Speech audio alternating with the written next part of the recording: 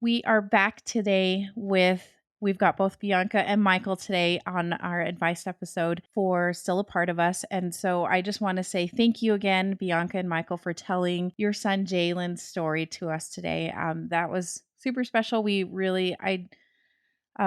was very emotional, and I'm grateful that you are willing to come on so soon after his passing. So thank you again for coming on. Thank you. Thank you. As to give some context to our listeners, when was Jalen born? So Jalen was born on February 1st of 2021. And that, at the time of this recording, everybody, that was just a little over a month ago. So this is very new for them. This is very raw for them. So thank you so much for coming on. It's been just a little over a month. Tell me how that has been as you guys have moved throughout your regular, normal routines. How has that been to try and get back into life? For me, it's been very challenging. I do have my days of feeling down and defeated and feeling hopeless. And then I have my days where they're good days and I'm able to smile. Yeah. How about you, Michael? For me, it's every day is different. One day I could be perfect. The next day it seems like I don't want to do anything. Yeah. It seems like me and Bianca are just staring at the wall, constantly asking why. Yeah. If every time we turn around, it seems like we have to tell someone new a story because they knew we were expecting another one, or just they're asking, which I understand, they're asking a lot of questions, but sometimes it's just like I can't. I could just tell you the A through Z, but I can't tell you the rest of the alphabet right The now because it's why. just too hard. Yeah. Yeah. Yeah. That's probably the worst part. I think when people are like so happy. They're so happy for you and they are expecting to hear good news and you have the complete opposite. It's cuz they feel terrible too, like asking the question. I'm sure you've seen that before. And I'm wondering, did you guys take some time off from work? It sounds like Bianca, you've been working from home. So were you able to take any time off, any sort of maternity leave or FMLA or anything like that? So I was able to take 3 weeks off, 1 week for the surgery, Oh, okay. so which was before I Right. had Jalen, and then 2 weeks after I gave birth, I had off. So I had 3 weeks total in the state of Massachusetts. I didn't qualify for maternity leave because my baby was under 24 weeks and he was not born alive. Had he been born alive, I would have qualified, but because he had passed before he was born, we didn't qualify. So I Oh, did not I only got the 3 grievance days. And then everything else was basically like PTO. oh, that is that's a punch in the gut, isn't it? It really was because it's like you're already going through enough. And Yeah, it's like, I gave birth, but yeah, my baby is not here, yeah. right? And you would think they would have something in place for situations like that. Mhm. Yeah, so you're still going through the same process as a mother that had given, birth to a baby that it was born alive. It's just that, our babies were born sleeping and we're still going through the same feeling of like lactating, and you're going to be still bleeding and you're still going through the physical pain of, your body just went through a traumatic experience. You just gave birth, and I'm going through the same feelings of like, body wise, Yeah. and I still need time to heal. So I just didn't understand that whole concept of like what they thought it was like, just because he wasn't born Yeah. alive. Alive, yeah. So that was hard for me. Oh, it's like it feels like such an injustice. You're just like, I don't have a baby to have this justified like my yep, the bleeding, the lactating. It feels like a second yeah, it's just a second hurt to it all. Mhm. And I'm assuming, Michael, you probably weren't able to take any time off either, or, didn't qualify for any additional bereavement time. I did not. So as when I told my boss what happened on that Sunday, she immediately said, "Take the week. I don't even show up. Don't worry about anything. We'll take it from there." I wanted to take longer, but since Mass didn't see B as worthy for maternal, she couldn't take her maternity leave. I felt like I had to go. I wasn't fully mentally there, Yeah. but I had to be the one to go back to work.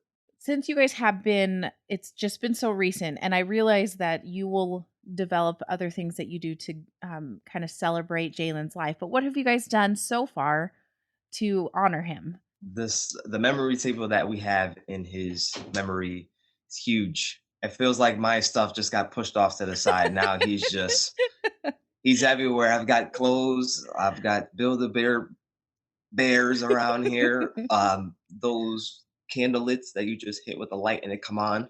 Pictures hanging everywhere. Yeah, It really seems like he's here with us that's great. 24/7. I think that's awesome, and that's in your room, is that right? Yeah. So, and then, if you didn't get to hear what they have on their memory table and, like, in their memory box, you should listen to the birth episode that Bianca and Michael have talked about. So, and so it sounds like you guys have, kind of a lot of tokens.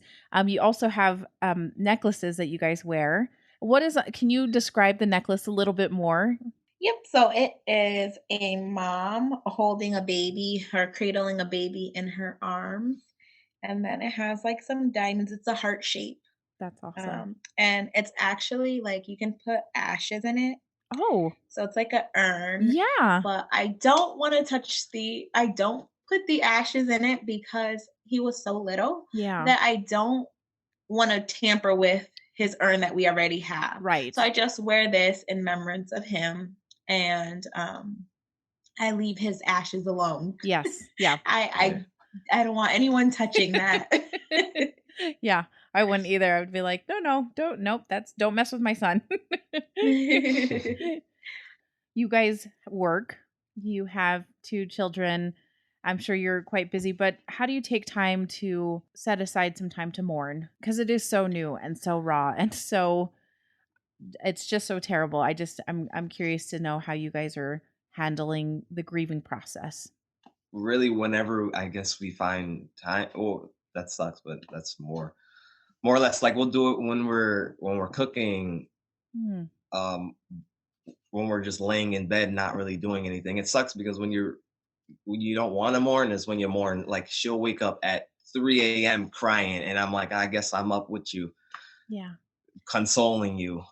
It just happens very randomly. When I want to mourn, it's like, okay, I guess I'm not. I guess I'm not. I don't need to right now. And then Yeah. I could be doing something like, oh, here we go. Yeah. Isn't that so funny where you're just like, I did not expect that to be starting to cry right in the middle of the grocery store or whatever, right? Right, right. Oh, yeah. So for me, it comes in, like, the weirdest times, like, it just comes out of nowhere, like, it just hits me. So, I can be working and I'm fine, and I was just laughing, and then I get so emotional, and I think seeing baby boys Oh, is very triggering for me. I will see a baby boy, and then I'm just like, gosh, like, get it together. And then we have, because of this whole COVID thing, we have to wear masks going out. So it's like I'll have my mask on, but you can see tears coming down. yeah. I'm like trying to like wipe my face, but it's so hard seeing like baby boys or going into a Walmart or Target, and I'm only supposed to go grocery shopping, and then the baby aisle's right there, and so like you see the stuff and you're like, man, this is just, I didn't think it was going to be this hard. But even this is probably why I don't go out anymore. Like, I try not to leave the house and go to stores. I'll just order online because seeing baby things is very emotional for me, especially like after a long day of dealing with the kids. Once I have time to like wind down, my mind starts wandering, and then I start to feel myself thinking and asking myself why or it should be different. So, It's real hard going places. I even like so when she has her appointments that she has to follow up for postpartum. Unfortunately, I can't go, but when the doctor calls, I say, "Listen, she can't sit in the waiting room with pregnant women. You're gonna have to, when she's outside, she can call, but you got to bring her in, back door, front, straight into the room. I don't care how it happens, but she can't sit in there with Oh, pregnant women. that is actually a great piece of advice of trying to, because it really is a trigger. Like Yes. it is so hard to see all of those things that just remind you that you're not pregnant and that you lost a baby. And it is that is a really smart idea, Michael. Good job, you.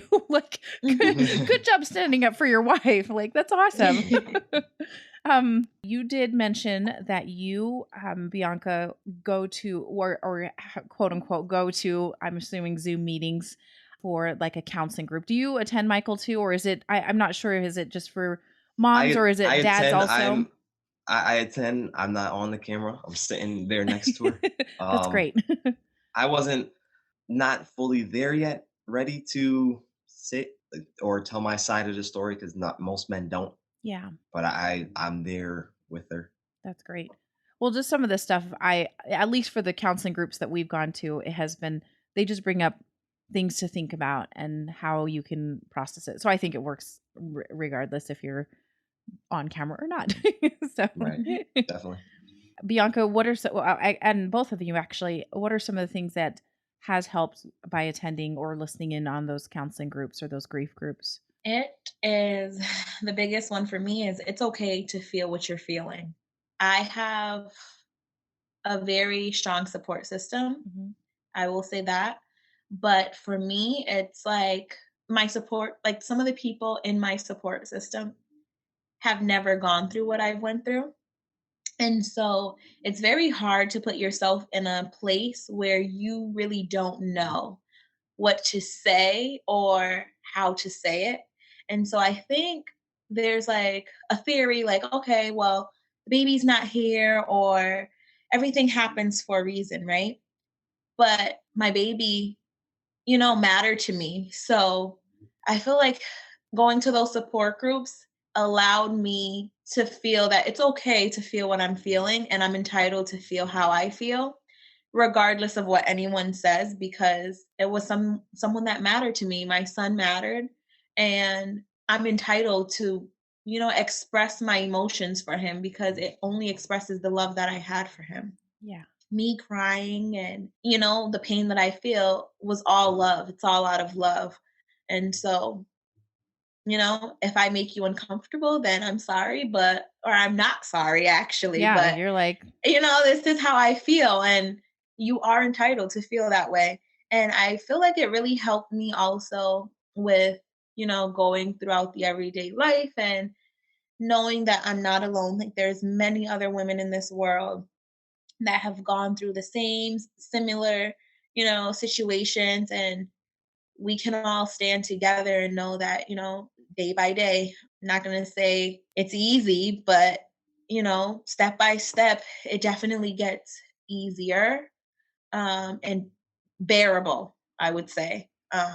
And manageable. Like I now know before like the first couple of weeks, it was just like I was crying every day. And then I feel like my crying, I went longer periods without crying. And, I have my days where I completely break down, but it's manageable and it's okay. it's definitely a process and it's not linear. It feels like some days you're like, I'm making some good progress. And then you're like, oh, just kidding. Next day you're back to where you started, it feels like. So, Mhm.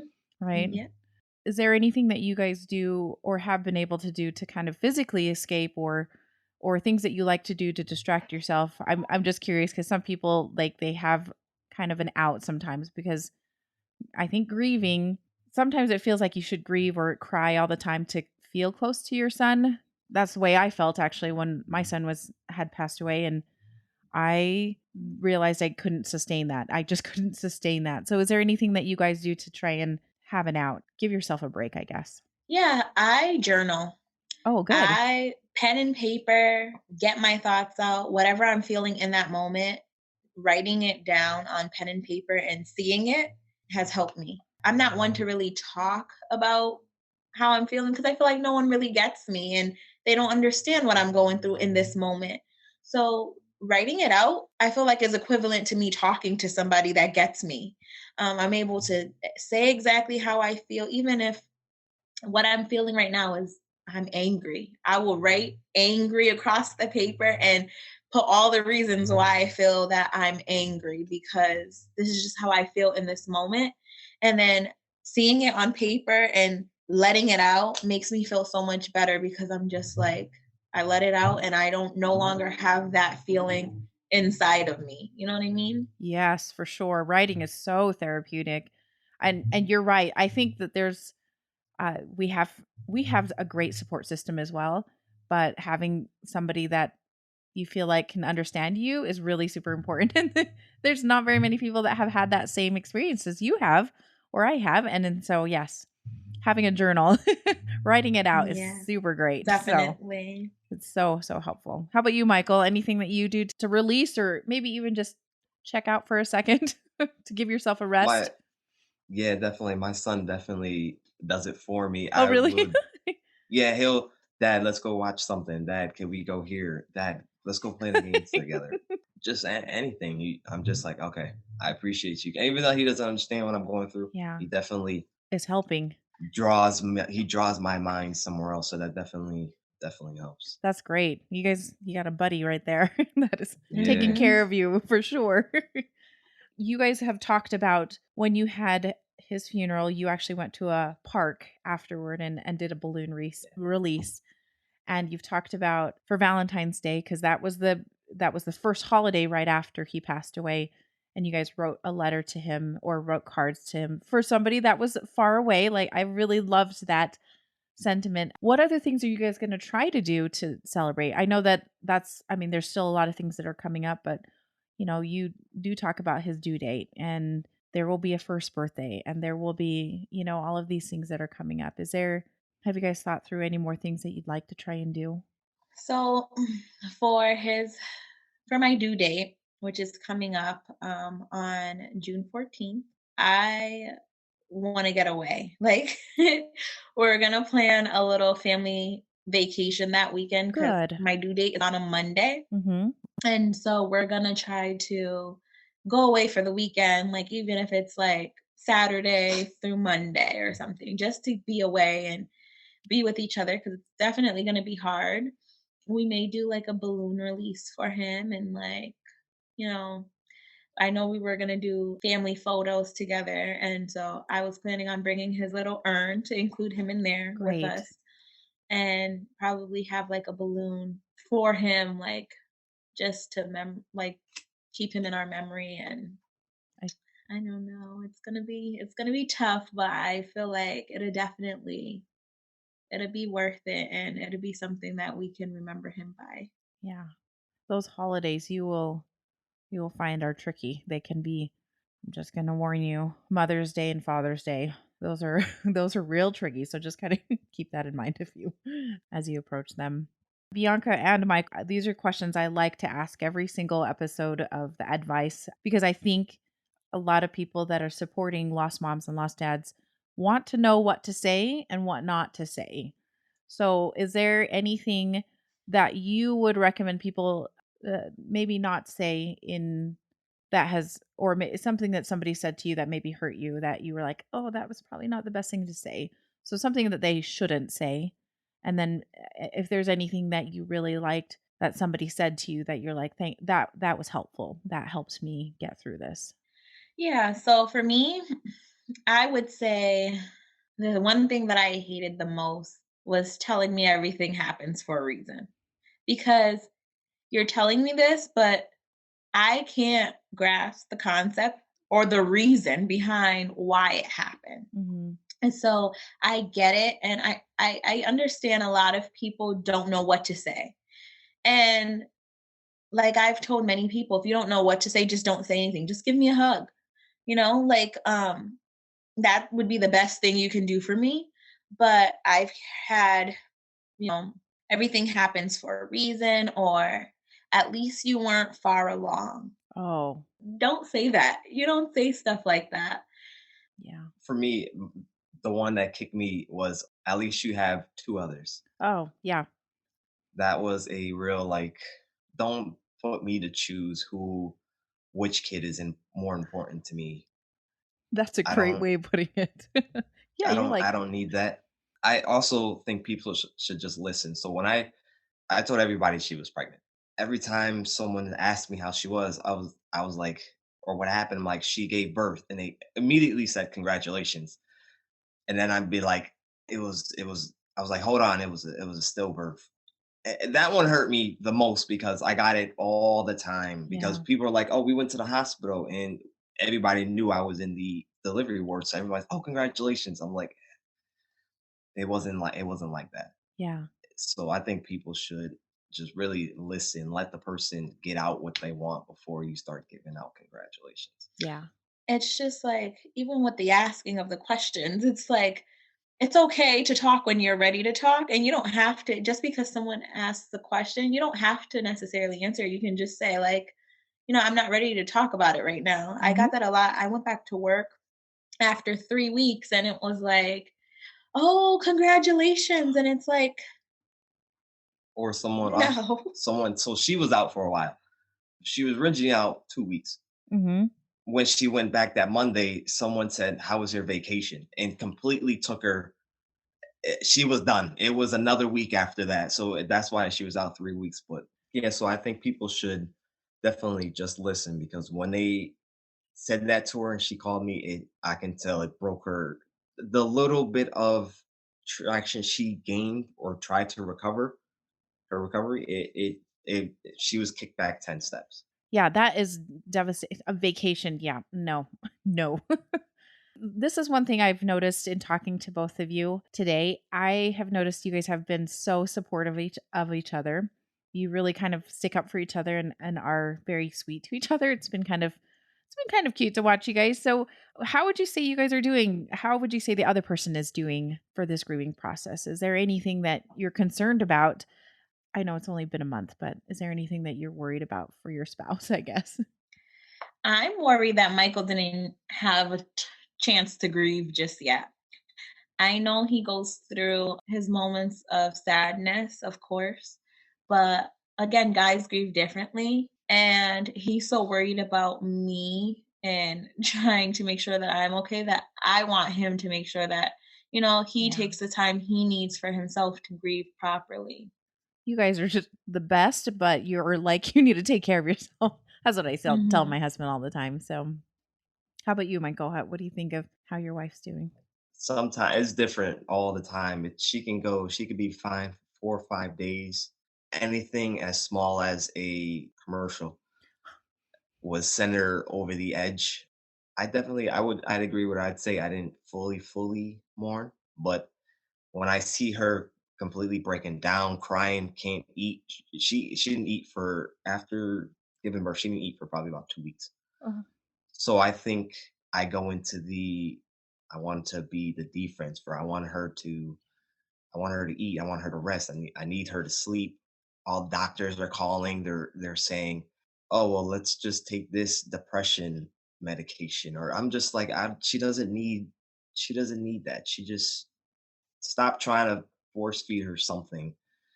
Like just give her some time to grieve. It's only been a month. It's not like this happened an X amount of years ago. So I think I definitely didn't mourn, but I definitely put her above and beyond my needs to make sure she's okay. I'm sure Bianca will appreciate that or does appreciate that. How much you're kind of protecting her in a way. So that is very sweet. You should take care of yourself too, though, Michael. I'm just saying. Yes.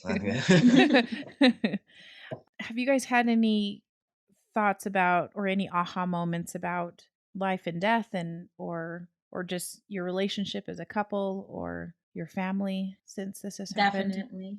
Yes, definitely. I now cherish my family even more because you really never know. You can really be here today and gone tomorrow, and everything will be fine 1 minute, and then the next minute, everything can change in a heartbeat. So it's like now I'm very overprotective, I feel like, especially of my children. And I find myself saying, I love you to those around me a lot more and expressing how I feel because you never know when you're going to talk to someone again or when you'll ever have that chance to say something again. So I try to take in every moment of the day and live for in the moment rather than trying to plan ahead now. That's great. I agree. I was the type of person that if she was like, let's go to so and so's house, I'm like, nah, it's Sunday, I gotta work tomorrow. I don't want to do anything really. Now it's just like, let's go. We need to go see this person. We haven't, or even like asking someone, how are you okay? I think is big for me. You never know what anybody's going through. You never know. They might just need that one person to talk to, Yeah. that one person to really just listen. So I find myself asking friends all the time, like, "Are you okay?" Like, I need to make sure you're okay. That is That's big for me. that is really insightful, Michael, that you never know what people are going through, and to just Right. ask, "Are you doing okay?" That is huge. Very good words of advice from both of you. Can I ask just a couple last questions? Was there anything that somebody did for you that was really that stood out to you, that was very helpful, very special, very touching to you? I know that Michael, you mentioned that Bianca was not, she was like, get rid of the crib, get rid of the stuff.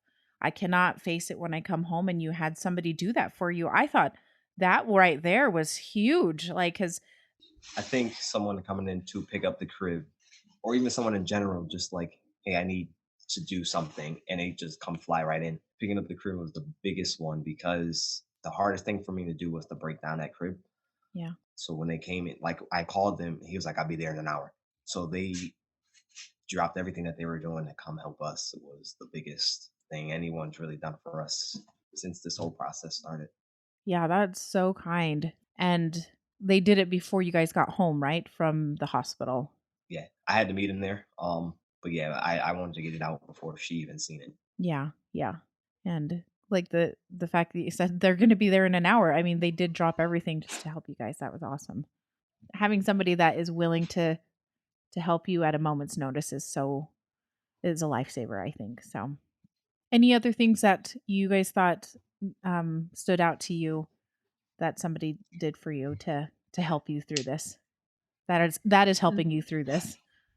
I would say, like prayers from those closest to us and like the random phone calls just to check in, just to see how we're doing. Like, I'm just thinking of you and like, giving us the, shoulder to lean on, especially in this time, was very helpful. And just, basically just being supportive and listening and just listening. Yeah.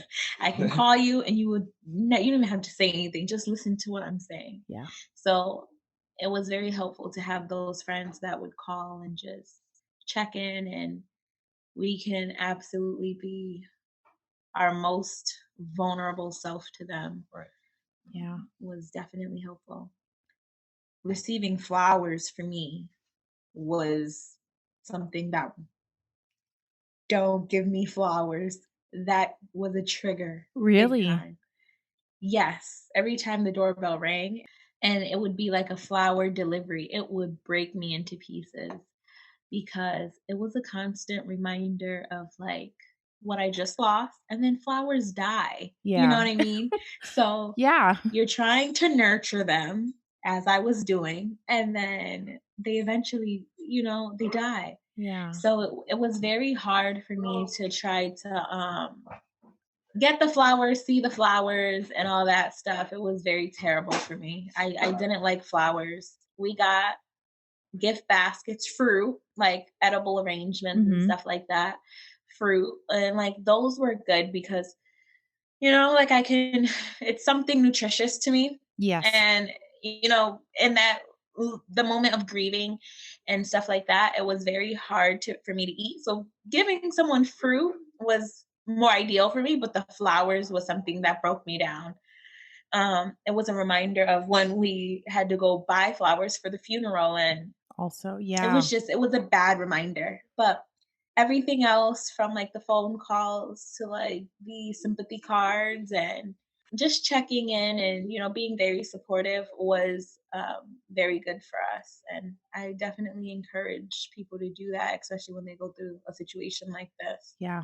It is so nice when it feels like somebody remembers you, especially Mhm. when you're like, this tragic thing kind of rocked my world, and then after the funeral, everything goes back to normal, right? Like everything's supposed to go Yes. back to normal, and it's nice to have people remember you. Yes. Even to this day, like it's been 2.5 years, almost 3 years since our son passed away, and it feels like I have people still checking in on me, which is a godsend, I think. Yeah, definitely. Yeah. And I'm curious to know if you have any last piece of advice that you feel like that has really helped you. I would say reading. Reading has helped me a lot.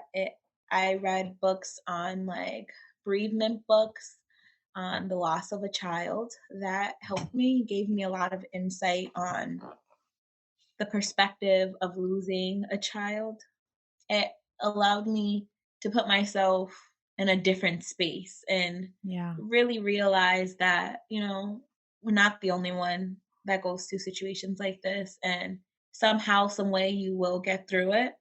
That helped me a lot. Also, taking time out to focus on yourself.